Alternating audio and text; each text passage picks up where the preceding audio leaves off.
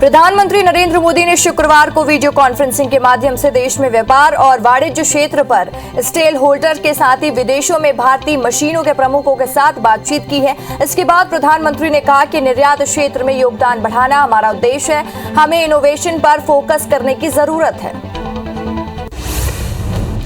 PM ने कहा कि आज टेक्नोलॉजिकल और साथ ही फाइनेंशियल कनेक्टिविटी की वजह से दुनिया छोटी होती जा रही है। ऐसे में निर्यात के विस्तार के लिए दुनिया भर से नई संभावनाएं बन रही हैं। इस वक्त हमारा एक्सपोर्ट जीडीपी का लगभग 20% है। हमारी अर्थव्यवस्था के साइज, हमारे पोटेंशियल, हमारी मैन्युफैक्चरिंग और हमारी सर्विस इंडस्ट्रीज के बेस को देखते हुए इसमें बहुत वृद्धि की संभावना है। भारत सरकार ने बड़ा फैसला लेते हुए देश के सबसे बड़े खेल पुरस्कार राजीव गांधी खेल रत्न पुरस्कार का नाम बदलकर हॉकी के जादूगर कहे जाने वाले मेजर ध्यानचंद के नाम पर रख दिया है और सरकार के इस फैसले पर कांग्रेसी खेमे में खलबली मच गई है। पीएम मोदी ने कहा कि देश को गर्वित करने वाले पलों के बीच अनेक देशवासियों का यह आग्रह भी सामने आया है कि खेल रत्न पुरस्कार का नाम मेजर ध्यानचंद जी के नाम पर समर्पित किया जाना चाहिए। लोगों की भावनाओं को देखते हुए इसका नाम अब मेजर ध्यानचंद खेल रत्न पुरस्कार किया जा रहा है। जय हिंद। कांग्रेस ने राजीव गांधी खेल रत्न पुरस्कार का नाम मेजर ध्यानचंद खेल रत्न पुरस्कार किए जाने के फैसले का स्वागत करते हुए कहा कि नरेंद्र मोदी स्टेडियम और अरुण जेटली स्टेडियम का नाम बदलकर खिलाड़ियों के नाम पर रखा जाना चाहिए। कांग्रेस प्रवक्ता रणदीप सुरजेवाला ने कहा कि शुरुआत हो ही गई है तो अच्छी शुरुआत कीजिए। कांग्रेस के नेता राहुल गांधी और कई अन्य विपक्षी नेताओं ने जंतर मंतर पहुंचकर तीनों केंद्रीय कृषि कानूनों के खिलाफ आंदोलन कर रहे किसानों के साथ एकजुटता प्रकट की। विपक्षी नेताओं संसद से एक बस में सवार होकर जंतर मंतर पहुंचे थे। विपक्षी पार्टियों के जंतर मंतर जाने पर केंद्रीय कृषि मंत्री नरेंद्र सिंह तोमर ने विपक्षी नेताओं पर तंज कसा। उन्होंने कहा कि किसान यूनियन के लोग किसी राजनीतिक दल के लोगों को नहीं बुलाना चाहते। ये तो ऐसी परिस्थिति हो गई ना कि मान न मान मैं तेरा मेहमान। कृषि मंत्री नरेंद्र सिंह तोमर ने कहा कि अगर विपक्ष सच में किसानों को लेकर चिंतित होगा तो दोनों सदनों में चर्चा करते और सरकार चर्चा करने के लिए तैयार है। विपक्ष क्यों नहीं चर्चा के लिए तैयार है? सुर्खियों में बने रहने के लिए विपक्ष ये हरकत कर रहा है। राहुल गांधी ने जासूसी कांड को लेकर भी सरकार पर जमकर हमला बोला। कहा कि हम संसद में पेगासस की बात करना चाहते हैं पर सत्ताधारी नेता पेगासस की बात नहीं होने दे रहे हैं। नरेंद्र मोदी हर हिंदुस्तानी के फोन के अंदर घुस गए हैं। भारत में कोरोना वैक्सीनेशन का आंकड़ा 50 करोड़ के पार हो चुका है। स्वास्थ्य मंत्री मनसुख मंडाविया ने ट्वीट करके इसकी जानकारी दी है। उन्होंने कहा कि कोरोना से लड़ाई में भारत ने ऐतिहासिक उपलब्धि हासिल की है। सीरम इंस्टीट्यूट के सीईओ अदार पूनावाला ने केंद्रीय गृह मंत्री और अमित शाह के साथ मुलाकात की। इसके साथ ही वह स्वास्थ्य मंत्री मनसुख मंडाविया से भी मिले। उन्होंने सीरम इंस्टीट्यूट को सहायता देने के लिए सरकार को धन्यवाद दिया। उन्होंने कहा कि कोई वित्त संकट नहीं है, सरकार मदद कर रही है और उम्मीद करते हैं कि वार्षिकों के साथ ही इसके लिए अक्टूबर तक बाजार में कोवैक्स का टीका आ जाएगा। पूनावाला ने कहा कि उन्हें उम्मीद है कि वास्को के लिए कोवोवैक्स अक्टूबर में शुरू किया जाएगा। ये डीसीजीआई के मंजूरी पर निर्भर करता है और साथ ही उन्होंने बताया कि यह एक खुराक वाला टीका होगा और शुरू करने के वक्त इसकी कीमत तय की जाएगी। प्रधानमंत्री नरेंद्र मोदी ने आज भारतीय महिला हॉकी टीम की खिलाड़ियों के साथ फोन पर बात की। इस दौरान हॉकी खिलाड़ियों की आंखें नम हो गई।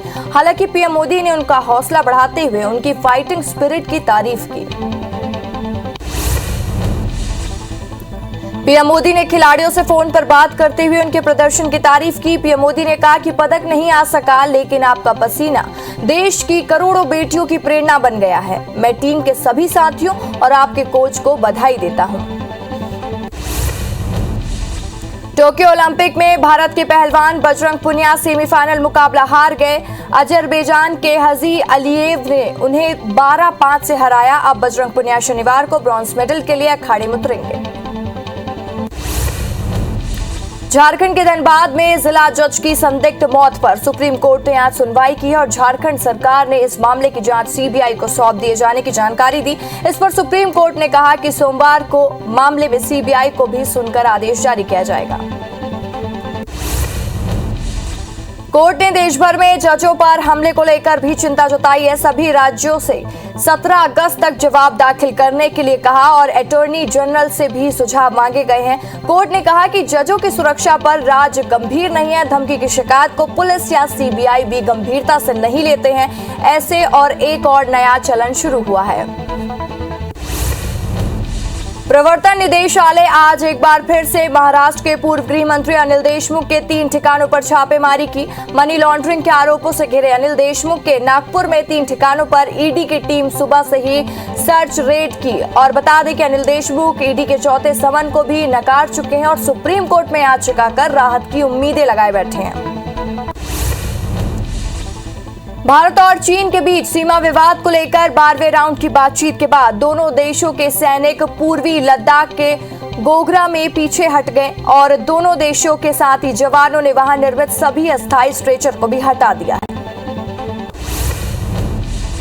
विदेश मंत्री एस जयशंकर ने ईरान के नए राष्ट्रपति इब्राहिम से शुक्रवार को भेंट की है। द्विपक्षीय और क्षेत्रीय मुद्दों पर चर्चा की। ये 1 महीने में दोनों नेताओं की दूसरी बैठक है। ग्वालियर चंबल इलाके में आई बाढ़ को लेकर आज शिवराज कैबिनेट की बैठक हुई। इसमें फैसला किया गया है कि सरकारी अफसरों और कर्मचारियों के तबादले तत्काल प्रभाव से रोक दिए जाएं और तबादलों की नई तारीख जल्द घोषित की जाएगी। सीएम ने बैठक में कहा कि बाढ़ में मृतकों के परिजनों को 4-4 लाख रुपए की आर्थिक सहायता दी जाएगी। इसके पहले केंद्र सरकार ने 2-2 लाख रुपए देने की घोषणा की है। और मुख्यमंत्री ने बैठक में कहा कि भयानक प्राकृतिक आपदा है, मैंने अपने जीवन में ऐसी त्रासदी नहीं देखी।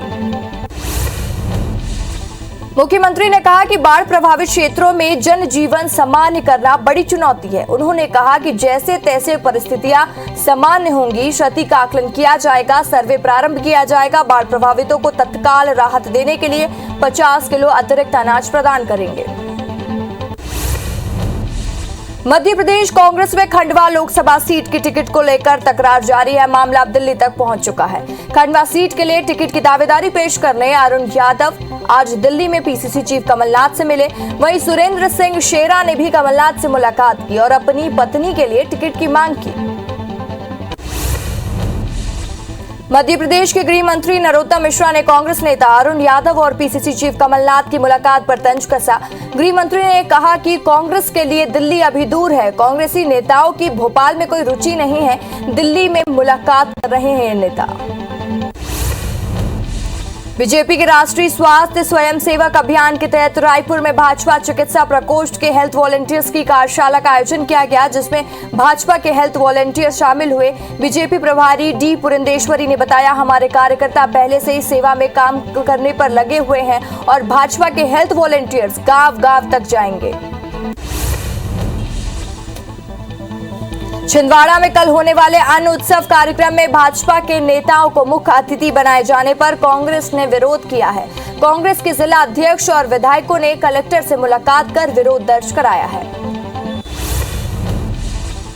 मुरैना के दिमनी में कांग्रेस विधायक रविंद्र तोमर बाढ़ प्रभावित क्षेत्र का दौरा करने पहुंचे, जहां उन्होंने ग्रामीणों के विरोध का सामना करना पड़ा और साथ ही ग्रामीणों ने कलेक्टर और एसपी के सामने ही विधायक को खरी खोटी सुना डाली और जिसके बाद विधायक रविंद्र तोमर वापस लौट गए।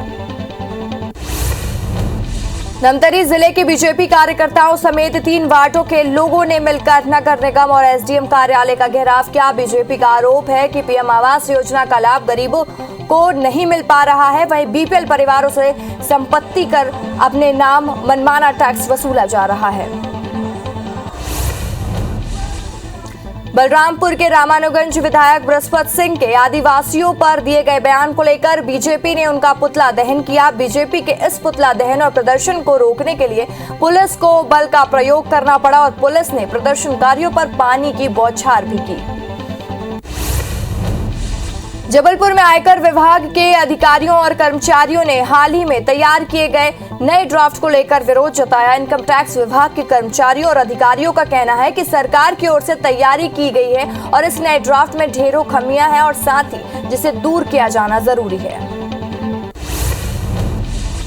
हटा में सड़कों की बदहाली स्थिति में परेशान ग्रामीणों ने पंचायत और थाने का घेराव किया, जहां अपनी परेशानियों को लेकर उन्होंने कलेक्टर के नाम ज्ञापन भी सौंपा। ग्रामीणों का कहना है कि सड़क खराब होने की वजह से कई बार हॉस्पिटल पहुंचने से पहले ही मरीजों और गर्भवती महिलाओं की रास्ते में मौत हो जाती है। सतना में राजगढ़ विभाग की एंटी एविजन ब्यूरो की टीम ने डाली बाबा रोड पर स्थित एक कंस्ट्रक्शन फर्म में डायरेक्टर के घर पर छापा मारा। टीम ने यहां 83 लाख से अधिक की चोरी पकड़ी है और साथ ही छापे की कार्रवाई फर्म पर 43 लाख रुपए जमा करने के बाद ही समाप्त की गई है। दलीराजौरा में बीएसपी माइनिंग मामले को लेकर बिलासपुर हाईकोर्ट में सुनवाई हुई। मामले में कोर्ट ने राज्य शासन, बीएसपी और डीएमएफटी को नोटिस जारी कर जवाब मांगा है। बता दें कि प्रभावित क्षेत्र को डीएमएफ का फंड नहीं दिए जाने को लेकर जनहित याचिका दायर की गई है।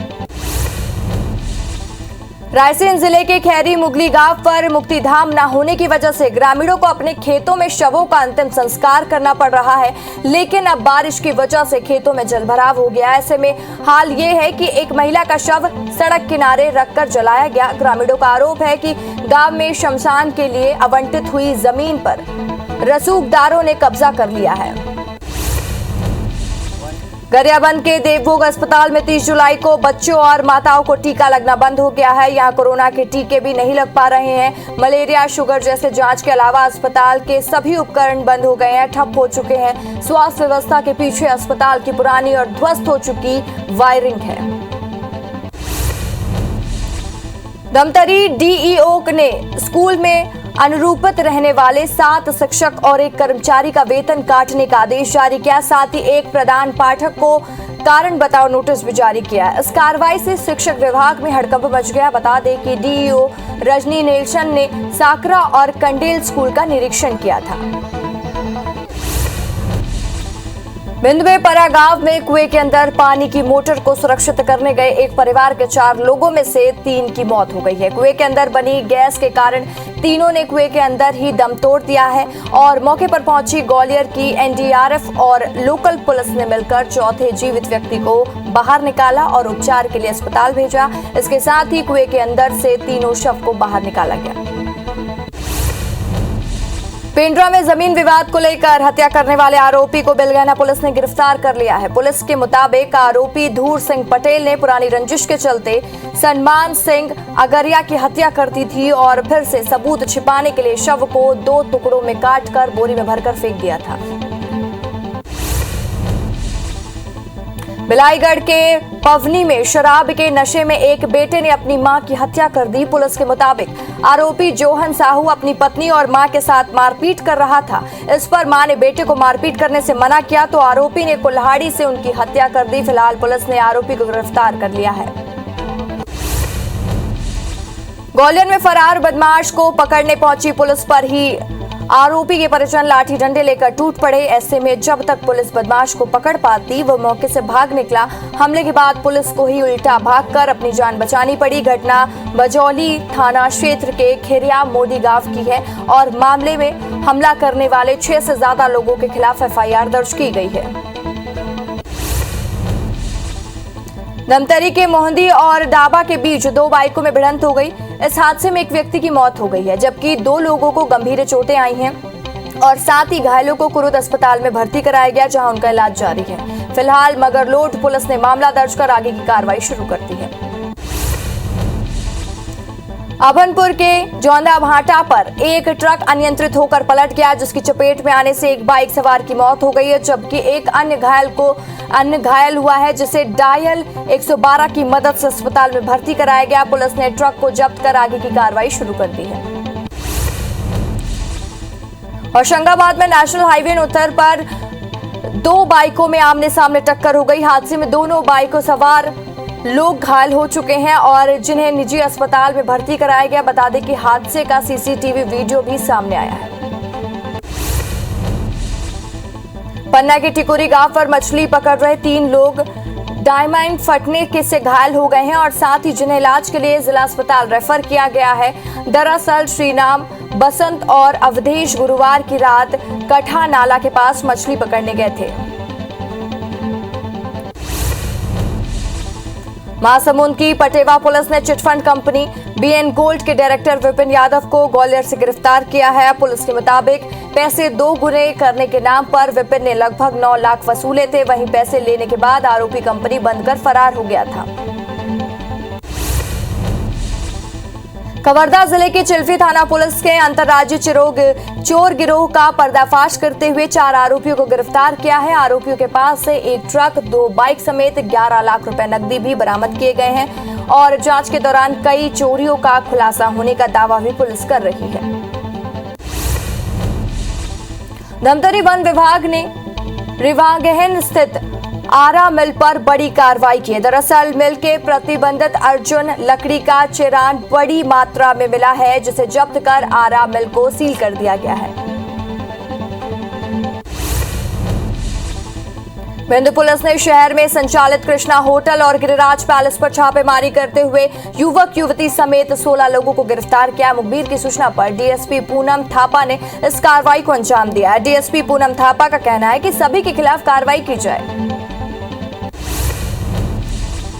दुर्ग पुलिस ने कुमारी में बंद पड़े डीएमसी और मुरमुंदा फार्म हाउस पर 150 पेटी अंग्रेजी शराब जब्त की है। साथ ही मुख्य आरोपी सहित 4 अंतर्राज्यीय शराब तस्करों को गिरफ्तार किया है। आरोपी चंडीगढ़ से बने शराब को भी छत्तीसगढ़ में खपाने की तैयारी में थे।